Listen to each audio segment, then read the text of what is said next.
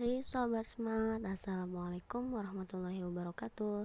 Nama saya Sally Devi Fujianti, NIM 19050361102, Prodi S1 Perbankan Syariah, kelas PBASC.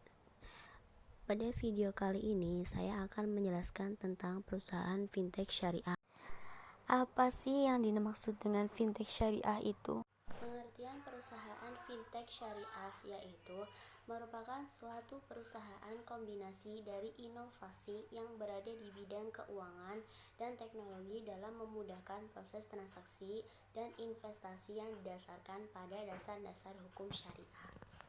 Dasar hukum perusahaan fintech syariah yang pertama berlandaskan Peraturan Otoritas Jasa Keuangan (POJK) 77 tahun 2016 tentang layanan pinjam-meminjam uang berbasis teknologi informasi. Yang kedua, Fatwa DSN MUI nomor 117/2018 tentang layanan pembiayaan berbasis teknologi informasi berdasarkan prinsip syariah. Fungsi dan peranan perusahaan fintech syariah. Yang pertama, fungsi perusahaan fintech yaitu memberikan layanan dalam hal finansial atau keuangan. Yang kedua, meningkatkan etos kerja dari sisi efisiensi dan dapat mengurangi waktu tunggu, lamanya waktu perjalanan yang ditempuh, serta durasi transaksi. Yang ketiga, mampu menghimpun dan menyalurkan dana zakat, infak, sedekah, wakaf yang dapat memberikan kemaslahatan umat. Yang kedua, tentang peranan perusahaan fintech syariah. Yang pertama, mendorong pemerataan tingkat kesejahteraan penduduk. Yang kedua, membantu pemenuhan kebutuhan pembiayaan dalam negeri. Yang ketiga, mendorong distribusi pembiayaan nasional masih belum merata di 17.000 pulau. Yang keempat, meningkatkan inklusi keuangan nasional. Yang kelima, mendorong kemampuan ekspor UMKM yang saat ini masih rendah.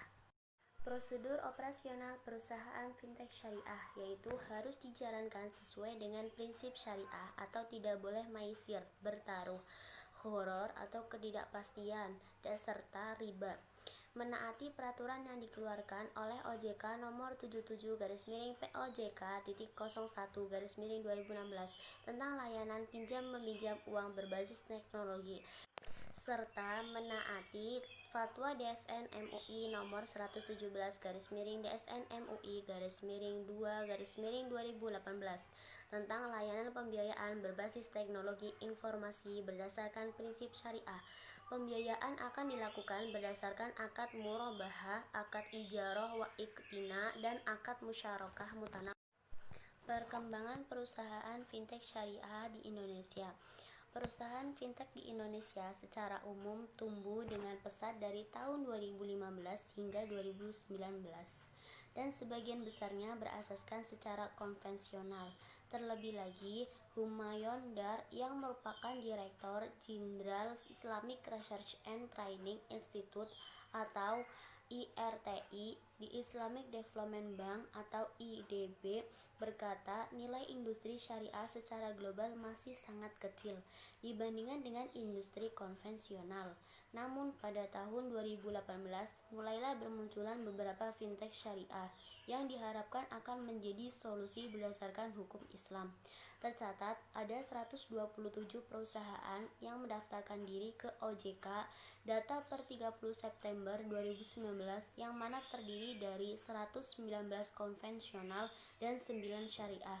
Dan per 30 April 2020 ada 161 perusahaan yang tercatat OJK, terdiri dari 148 konvensional dan 13 syariah. Bisa dilihat bahwa perusahaan fintech syariah di Indonesia mengalami perkembangan yang cukup baik per tahunnya. Salah satu contoh peta persebaran perusahaan fintech syariah ada pada gambar di samping. Salah satu perusahaan fintech syariah di Indonesia adalah Amanah.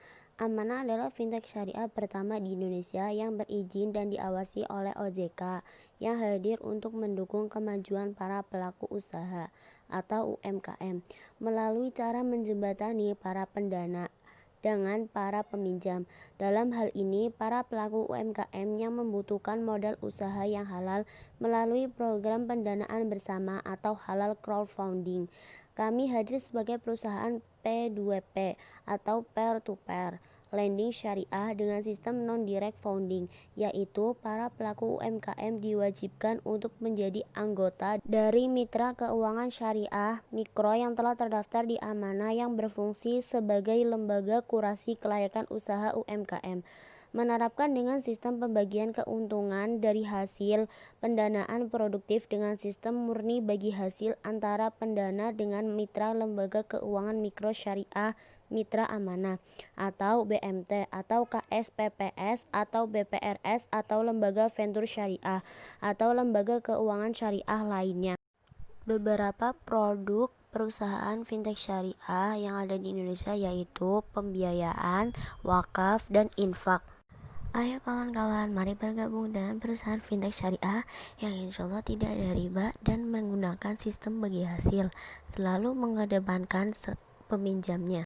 Thank you for watching. Wassalamualaikum warahmatullahi wabarakatuh.